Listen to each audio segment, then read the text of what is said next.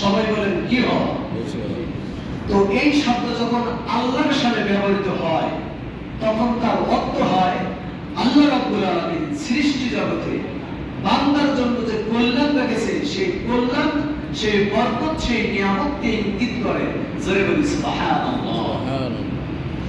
এখন আল্লাহ তাআলা তিনি তো আমাদের সব কিছু মালিক, সবকিছু সৃষ্টিকর্তা তো তিনি।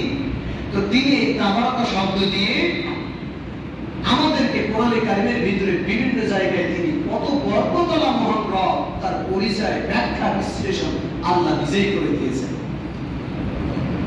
আমার জানা মতে আমি কোরআনে কারিমের 9 জায়গায় তাবারাকা শব্দের ব্যাখ্যা পেয়েছি। কয় জায়গায়? 9 জায়গায়।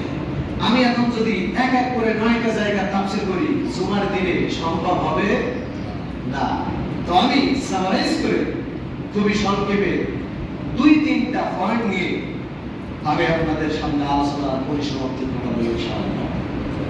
আপনারা সবাই মনোযোগ দিয়ে শুনুন।